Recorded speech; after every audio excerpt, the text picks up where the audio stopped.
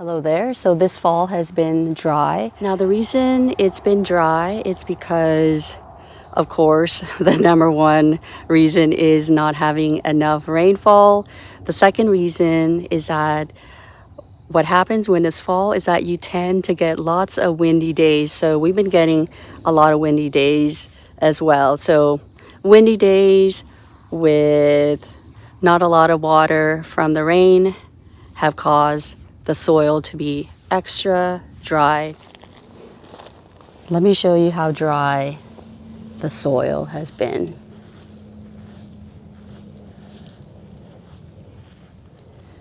We have been dry this year, and so far this fall we have not gotten a lot of rain either. So I had to go pretty deep to even get here. Look at how dry that is. So you have to go maybe a good two inches to get down there. So what happens when you have soil that dry, when you're trying to water or when you're getting rainwater, it's not going to be easily absorbed. And we're going to be getting rain for the next 2 days, and I want to make sure that the rainwater gets absorbed by the soil so that the plants could use the rainwater. And I have been bad as well. There are certain parts of the garden I don't come to water. Specifically that area that I just mentioned, I don't water that area, this part of the garden that often. Because I know that there's going to be rain coming, I want to make sure to maximize it. I'm going to help the soil out, water slowly, making sure that the water will easily get absorbed. And you may have to do it in like a couple of times. The first time it may not get absorbed, and you'll see that the water will just easily run off instead of being absorbed. All right, we're gonna slowly water this. So this is at shower.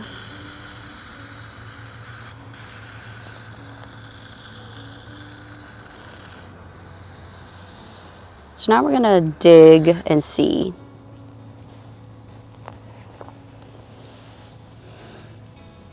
So you remember it's pretty dry. Do you see that?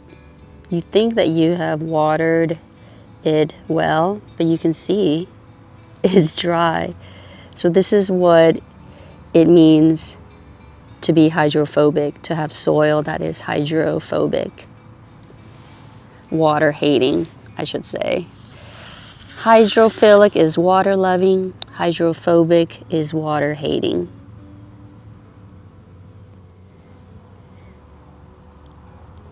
But look at what happens, it's still dry. I'm going to try to saturate as much as possible.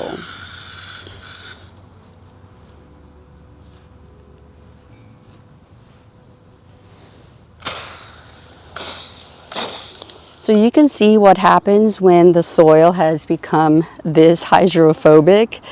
It's not absorbing the water that easily. So the take-home message is that you should not let your soil get this dry. So the best way to do it is to water in different successions. Let me see when it's going to rain tomorrow. Rain in the evening, so I have timed. Ideally, you want to be doing this way in advance, knowing that you're going to get rain, and knowing when you're going to get rain is important too. So thank goodness it's in the evening, so I'll have time to water everything this evening, and hopefully we have done a good job in making the soil more hydrophilic. So what I'm doing now is giving the soil a good soak.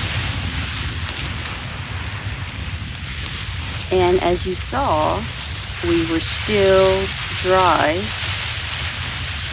So sometimes it's good to give the first round of watering, give it some time to get absorbed, and then come back and do it again.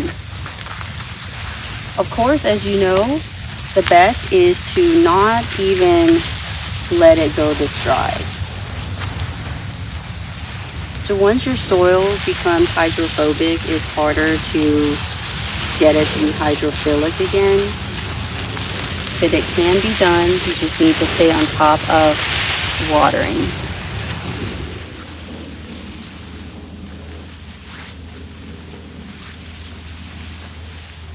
All right, it's been about 7 minutes, so we're gonna see how the soil looks now. Let's see what it looks like.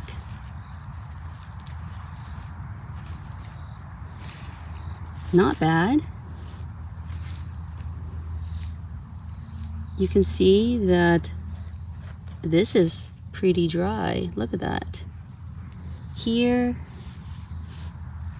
not as bad.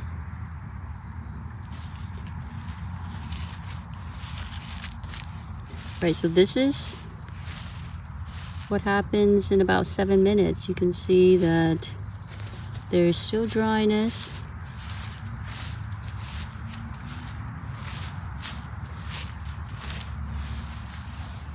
All right, so just from what you saw, you can imagine that if you're going to get a rush of rain, say for 10 minutes, like a lot of rain all at once or just light rain for 10 minutes, there's not going to be any absorption, really. The water is just going to get evaporated back very fast into the atmosphere, because I can't imagine it going anywhere, because even if it's trying to go somewhere, it's just going to be very minimal absorption. So to help with the situation, I'm going to water again in the morning. Going to finish watering the rest of the areas that I would like to water. All right, so good deal. I checked the other suspected areas that I thought would be dry, but they actually look really good. Just the first one that I showed you that was the most dry. So I'm so glad about that we only need to worry about one space. Good deal. Just one area. So very good. Very good. So stay tuned and see what happens to the slope garden tomorrow. All right, it's been over 12 hours.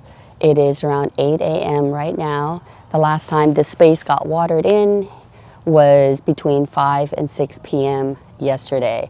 So we're gonna see together the results of watering this area and having the water sitting here for over 12 hours. So I'm excited to see together with you how this space will look, to see if the water has been fully saturated and has become more hydrophilic, water loving. All right, let's take a look at it together.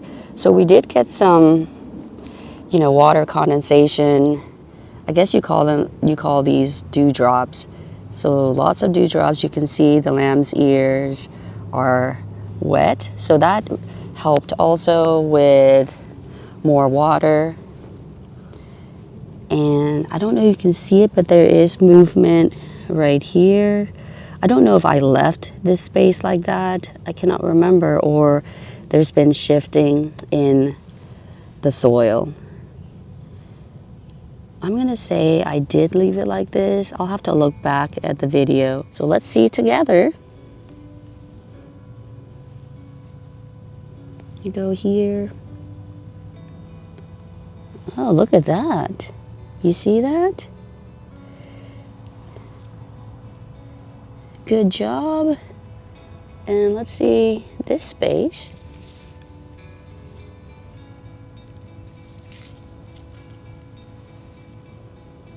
Wow, surprisingly, look at that.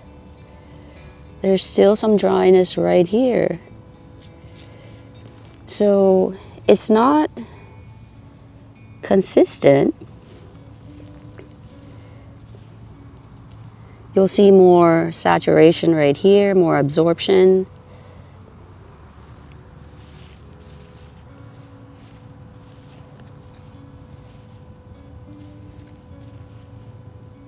more dryness. As we're getting closer to this rosemary,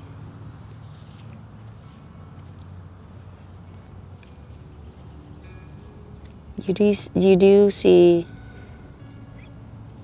some moisture there. You see the weeds too. All right, let's go farther down the slope. Okay, there's more saturation, more absorption there, which is to be expected. All right, let's go to the viburnum underneath its canopy and see.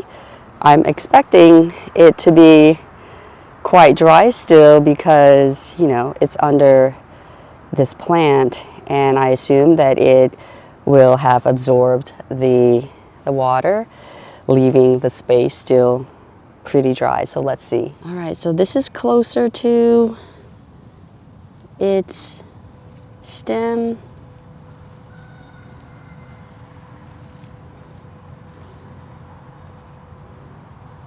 You see some dry areas. So the top layer, you can see it's moist. Second layer probably looking like this. Let's see if we go down farther. You go down farther, there's some moisture there, which is good to know. Let's see what happens when we are farther from the stem area. You can see I have lots of weeds. Kind of like the same. The middle layer is still hydrophobic. And then the bottom, you know that it has not been completely dry yet. So the plants are still getting some water. All right, let's take a look at this walkway area, because it was really dry, and this is very noticeable to me quite often. And I could see that the ground cover was probably really struggling, just because there was just so much dryness here. So let's see. Here's the mulch layer. This is newly applied mulch. So all of this was dry yesterday. So let's see. Not bad. It absorbed pretty good. But look at this part. Same general area, but you can see there are areas where the soil is still quite hydrophobic. So you can see from my situation here, after more than 12 hours of watering, allowing the soil plenty of time. I think, in my opinion, 12 hours, at least 12 hours is a good amount of time for the soil to absorb the water. Some areas did well. Some areas still were very hydrophobic. So that is good to know, that even though the soil is in proximity to each other, it's not created the same. Very good for us to know like which areas tend to be a lot drier. Make sure that those areas get, you know, the water absorption that they need.